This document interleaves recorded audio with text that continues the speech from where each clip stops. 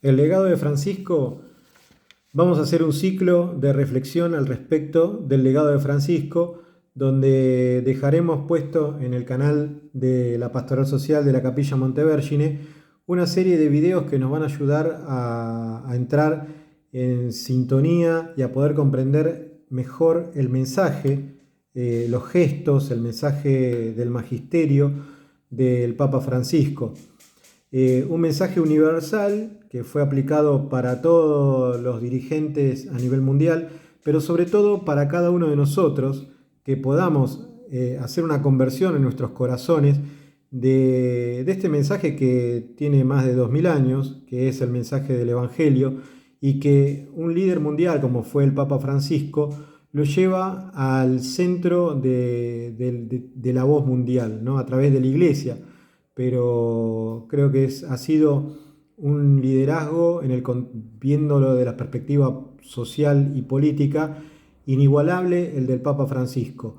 Así que vamos también a invitar a que se sumen a los dirigentes políticos y sociales que quieran compartir estos videitos. Es una herramienta más y está en formato asincrónico, así que el que quiere lo puede ver. Es una selección de videos, una selección de textos, y nos gustaría empezar en algún momento con una charla presentación que se trata de liderar en la esperanza. Lo que hoy más se necesita en Argentina es esperanza, y para eso somos nosotros, los dirigentes, los que tenemos que llevar esperanza. A esperanza, sobre todo si somos católicos, si somos cristianos, nosotros somos agentes portadores de la esperanza. Y obviamente creemos en un Dios, creemos en Cristo, en la resurrección, en la Pascua, que siempre triunfa sobre el maligno. Así que si nosotros tenemos esa fe, tenemos que caminar siempre con la esperanza de que haciendo las cosas bien, eso se multiplica y eso no muere, nunca muere. La muerte nunca le gana a la vida, siempre triunfa Cristo. Entonces, en ese sentido y en homenaje a Cristo y al Papa Francisco, que nos acaba de dejar en esta tierra, pero que su legado tiene que continuar, y sobre todo los políticos, que él tanta pasión le puso a la política y a los políticos para que vayan mejorando, para que tengan valores, para que tengan una ética y una moral, que practiquen la cultura del encuentro, que se ocupen de los descartados, que tengan cercanía. Entonces, a partir de eso, nosotros creemos que liderar en la esperanza tiene que ver con todo esto que él nos pudo transmitir en sus encíclicas, la Laudato Si, la Fratelli Tutti, y el último que habla sobre el corazón, sobre la pasión que nos mueve a hacer nuestras actividades, pero siempre poniendo en juego nuestro corazón, a imitación de Cristo. Entonces, todo esto, liderar en esperanza. Ya le vamos a poner fecha a un encuentro presencial para compartir estas reflexiones, y vamos a invitar a algún pastor de los nuestros que nos pueda guiar en esta reflexión y un compartir. Asimismo, tenemos pensado también hacer 4 encuentros que cada uno se dedique a uno de estos 4 principios que también nos legó el Papa Francisco, que es que el tiempo es superior al espacio, que la realidad es superior a la idea, que la unidad es superior al conflicto y que el todo es superior a las partes. Estos 4 principios que hablan de las tensiones que ocurren en un pueblo y que hay que superarlas para poder caminar juntos, para no caer en la división, para no caer en la grieta. Estos 4 principios nos ayudan a nosotros a ponernos la patria al hombro, como nos decía cuando era cardenal Bergoglio a los argentinos, y creo que parte de su legado, parte de este momento que es como un volver a repasar, volver a comenzar, un recomenzar, un renacer este legado. Bueno, la propuesta es poder reflexionar en base a estos 4 principios que nos van a servir en nuestra tarea dirigencial y para nosotros como personas, para poder imitar este ejemplo que nos lleve cada día más a la unidad, que es de que eso se trata, salir de las divisiones, ir también hacia la reconciliación y al trabajar finalmente por el otro de los principios que el Papa Francisco me parece que quiso dejarnos, es la justa distribución de las riquezas. Aunque mucho moleste a los poderosos, el mensaje que Francisco ha dado una y otra vez, cuestionando no a las causas, directamente a las causas de la pobreza, la injusta distribución de la riqueza. Entonces, la propuesta por una justicia social, la propuesta por rechazar estos modelos económicos que en realidad descartan. Él fue muy claro en distintas encíclicas, y es lo que menos gusta del Papa Francisco, pero creo que viene bien nosotros como dirigentes poder rescatar cada una de estas ideas.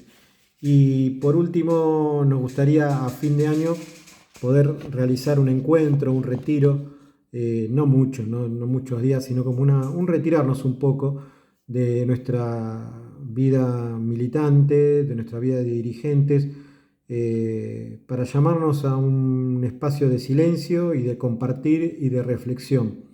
Vivir una espiritualidad laical es necesaria cotidianamente, desde la participación en los sacramentos, como así también la lectura frecuente de la palabra y bueno, y poner en práctica todo esto, que sea una práctica constante.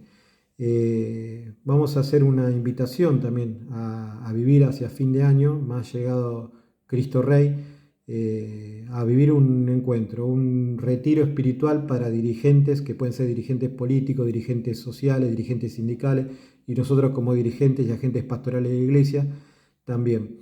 Y frecuentemente también vamos a estar ofreciendo talleres de doctrina social de la iglesia, sobre todo la parte inicial, que muchas veces cuesta a los agentes pastorales poder comprender la complejidad de lo que suena la palabra doctrina y sobre todo lo social y de la iglesia. Pero para no asustarse, o sí, no es tan complicado, pero vamos a hacer talleres donde presentemos estos principios. Para ir adelantando un poco los principios a los cuales nos vamos a referir, voy a mencionar el primero y que es el eje de todo, que es la dignidad de la persona humana. Una persona humana que nosotros tenemos una visión desde el cristianismo, que es una visión trascendente de la persona humana. Una persona humana que ha sido creada a imagen y semejanza de Dios, con inteligencia, con voluntad, y un ser trascendente que ha sido redimido en Cristo, que se ha hecho hombre y ha vencido la muerte y ha resucitado en la Pascua.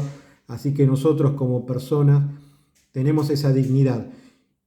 Todas las personas, con el solo hecho de ser personas y ser creados a imagen y semejanza de Dios, tienen esa dignidad, y es lo que nosotros vamos a estar repasando y estudiando en esto que planteamos como doctrina social de la Iglesia. Y consecuencia de esta dignidad de la persona humana, tenemos los principios. El primer principio importante, y que también es objeto de la política con mayúscula, es el bien común.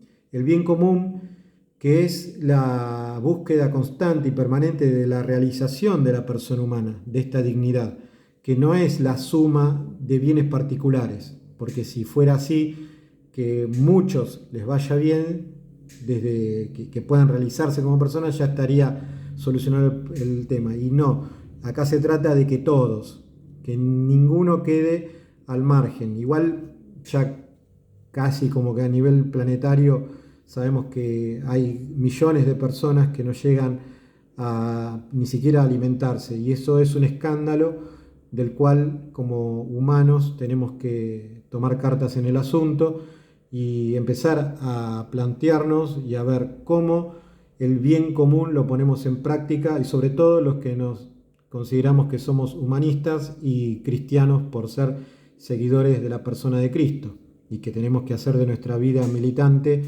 un seguimiento constante de Cristo, y no podemos seguirlo a Cristo y estar siguiendo caminando sin mirar a los costados del camino, a los que están excluidos, a los que están caídos, a los que están sufriendo. Si somos seguidores de Cristo, obviamente tenemos que, como Cristo lo hizo, abrazar a los que más sufren. Y el otro principio que estamos tratando como doctrina social de la Iglesia es el de la solidaridad. Una solidaridad que no la entendemos como limosna, no entendemos que la solidaridad es de lo que me sobra, a vos te tiro una limosna y ni siquiera, como decía el Papa Francisco, te miro a los ojos, sino que una solidaridad de entender que los humanos, toda la especie humana, somos uno, somos un solo cuerpo. Sobre todo los que somos cristianos hablamos del cuerpo místico de Cristo, pero somos todos hijos de Dios, somos hermanos y tenemos que ser unidos, no podemos estar divididos. Y esa solidaridad que se vincula con la palabra sólido, como una roca, a mí me gusta la imagen de la roca, del adoquín, es lo que tenemos que también entender que es la doctrina social de este mensaje de Cristo, la solidaridad. Y la justicia social, término que se ha dado y se ha dado entre los pensadores allá por el 1800, en la época que empieza a surgir con León XIII, toda esta doctrina social de la Iglesia que tiene que ver con la dignidad y la dignidad de los trabajadores. Porque recuerdan que en aquel momento empieza a ocurrir la revolución industrial y donde vastos sectores de las poblaciones empiezan a ser explotados, tanto en las horas de trabajo, con la búsqueda del lucro, y no se le reconocía los derechos, derecho al descanso, derecho a tener un salario digno, todas cosas que han evolucionado y que precisamente el Papa León XIII ha sacado esa encíclica Rerum Novarum que dio inicio a esta doctrina social de la Iglesia. Nosotros, la palabra justicia social tiene mucho que ver con esa primera encíclica y que nosotros vamos a estar replanteándonos hoy la justicia social como continuidad de aquella época de la Rerum Novarum, porque toda la condición humana se sigue repitiendo, y el egoísmo y la injusticia y la explotación, aunque cobran nuevas formas, pero se sigue repitiendo, y nosotros también como cristianos estamos llamados a través de la doctrina social de la Iglesia a trabajar para concientizarnos, para organizarnos y también para lograr una transformación de la realidad en este sentido. Y el otro principio de la doctrina social de la Iglesia, y ya van varios que voy diciendo, es el principio de la subsidiariedad. Subsidiariedad que es el más complicado, más abstracto a veces de entender, pero a mí me gusta explicarlo de forma simple, que tiene que ver con lo que nosotros podemos solucionar con nuestro propio esfuerzo. No necesitamos que nadie venga y que nos haga, digamos, los mandados o que nos solucione la vida o que se meta en las cosas que nosotros podemos solucionar como familia, como sociedad primaria que puede ser en un barrio, pero sí necesitamos que esta organización que modernamente se llama Estado sí acuda en auxilio de las cosas que nosotros individualmente, familiarmente, en pequeñas comunidades no podemos, como por ejemplo el desarrollo de un pueblo, de una ciudad, de un barrio. En esas cosas, para eso nosotros valoramos también la existencia del Estado, que sea precisamente la comunidad que se organiza y que se dedica a satisfacer las necesidades que individualmente o como entidad primaria no puede realizarse solo. Y está bien que nos unamos y que nos organicemos también de esta forma. La subsidiariedad que es el principio de la doctrina social de la Iglesia, que a veces cuesta más entender, pero lo vamos a hablar bien. Y de ahí también vamos a hablar de la economía social de mercado, que tiene que ver mucho con el principio de la subsidiariedad. Como dice el padre Jacinto una y otra vez, economía social de mercado que responde a un teo-antropo-cosmos social y de mercado. El mercado como parte de la creación de la persona humana para el intercambio de los bienes. No un mercado que no responda a la ética y a la moral, donde lo que reina es la oferta y la demanda y ahí no entra la persona humana. No, ese mercado no. Vamos a hablar de la economía social de mercado. Vamos a profundizar en un pensador que se llamaba Johannes Messner, que no tiene tampoco vínculo con el mercado entendido desde la doctrina liberal. El mercado que nosotros hablamos no es de esa doctrina liberal, es de la doctrina social de la Iglesia, tiene inspiración en el derecho natural, por eso lo menciona Johannes Messner, y el padre Jacinto nos va a hablar también de esta economía social de mercado, que es muy interesante y tiene que ver y es muy propia del humanismo cristiano. Y el último principio, que al menos el que me acuerdo por ahora, es el de la participación. La participación, el deber de todo cristiano a participar, a asumir esto de que hablamos de ser sacerdotes, profetas y reyes. Y fíjense que a fin de año siempre recordamos en noviembre la liturgia de Cristo Rey. Bueno, llevar todas las cosas al orden que Dios quiere, ¿no? Que esto no tiene nada que ver con armar una monarquía católica o un sacro imperio romano nuevamente, sino a que en nuestros corazones podamos lograr hacer una transformación y una conversión al Evangelio, pero que también tenga una traducción social, porque nadie se salva solo. Dios no nos vino a salvar individualmente, nos vino a salvar como pueblo. Y para eso tenemos que trabajar, para poder llevar a nuestros hermanos, sobre todo los que son pastores, los que están haciendo ahora, los amigos que están ahora preparándose en el seminario para ser a futuros sacerdotes, que tenemos muchos de esos en la Acción Católica. Bueno, hay que aprender la doctrina social de la Iglesia. No es algo solamente para los políticos, es para todos nosotros. Como lo decía San Juan Pablo II, la doctrina social de la Iglesia es un elemento esencial para la nueva evangelización. Y como se decía en aquellos tiempos, nueva en su ardor, nueva en sus métodos. El desarrollo humano integral, como existen ahora también los dicasterios. El desarrollo humano es el nuevo nombre del amor al prójimo también. Así que bueno, entraremos en todos estos temas para a partir del legado de Francisco, renovado también en la cercanía con los pobres, con los sufrientes, con nosotros mismos, que comparado, como siempre decimos, comparado con la grandeza de Dios, no somos nada. Así que tenemos que trabajar por eso. Así que bueno, seguimos invitando. Esto no para. Vamos a estar viviendo en este año jubilar, del jubileo de la esperanza, este liderazgo. Liderar en la esperanza, como va a ser el puntapié inicial, como lo dijimos, de la charla puntapié inicial para vivir todo este proceso formativo, que obviamente es mucho, pero bueno, hay que sembrar procesos de cambio. No hay que quedarnos con los sucesos, ni esperar que todo cambie con un solo acto o con un Mesías Salvador. Esto se construye de a poco, con mucha oración, con mucha contemplación, con mucho discernimiento, con mucho encuentro y bueno, y hay que caminar. Para eso el Papa Francisco nos decía, cuando era Jorge Bergoglio, en esas misas de Constitución, que nadie pase de largo por esta vida sin dejar huella.